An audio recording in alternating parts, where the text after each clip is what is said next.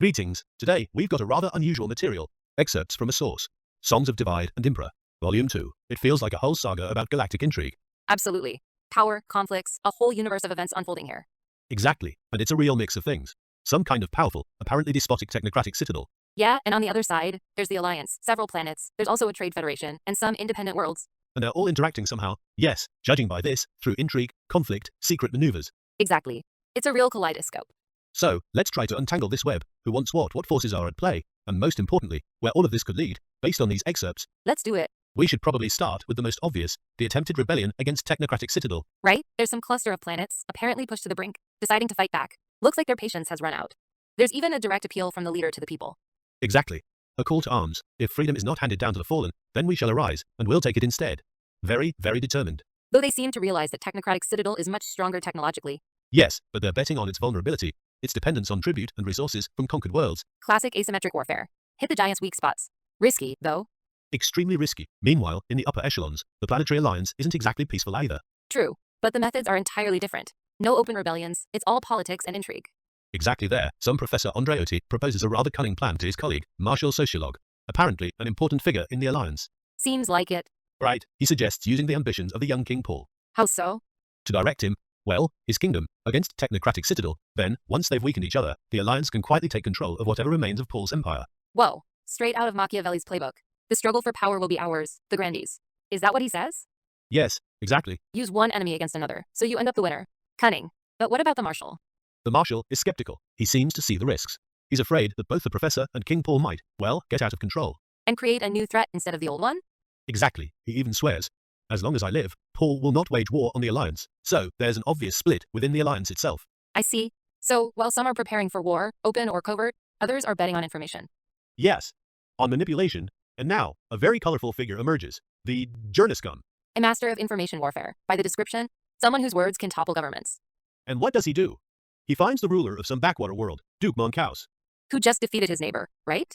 Yes, and he urges him to launch a crusade against technocratic citadel. What? A crusade against technocratic citadel? That's madness, considering the technological gap. And the Duke knows it perfectly well. He even says, with my low tech level, it's a miracle simple if my fleet ever reaches the gates of their hell. So what's the point, then? The Journascum isn't suggesting real war. The idea is different. Create a commotion, distract technocratic citadel's attention and forces. And what's in it for the Duke? While this crusade is underway, the Duke can conquer other, weaker worlds along the way, while the press, controlled by the Journascum, builds him up as a hero. Ah, I see. And press will exalt all your glorious story. This part of the project is mine to command. And what about the Trade Federation? Yes, another power. The newly elected Doge, the leader, seeks advice in the temple of someone called Fabian. And what advice does he get? More war? No, it's much more philosophical, about the nature of power, how power is like a woman, loving those who aren't afraid to lose her, demanding freedom. And what about technocratic citadel, the center of this whole storm? Are they aware of what's brewing around them? They notice some things. They've recorded strange events near the Neo sector. Ships are disappearing. And what do they think? Enemies? Possibly. They don't rule out external interference, but there's another theory, some sort of natural anomaly. They call it a quasi-hull. Quasi-hull. That sounds dangerous. Yes, but they have their own secret projects, which are, frankly, quite sinister. Like what? Plans to populate entire worlds with artificially created races. It says, we bred them as servants in roles beneficial. For mining, for milking, and all types of lives. Grim to create the perfect slaves for themselves. Right. And they're already preparing to subjugate the first cluster with a new, powerful cruiser. The same one that's being used to scare everyone. Looks like it. As for the anomaly near Neo, their solution is simple and brutal. Cleanse it entirely. Harsh. No investigation. Seems so. And their cruiser is described as something terrifying. The incarnation of power. The ghost ship Immortal is launching attack. Yeah, a symbol of their dominance. A threat to everyone else. Exactly. A material embodiment of their approach to problems, force and purging. So, what do we have in the end? The world is on the brink of a major war.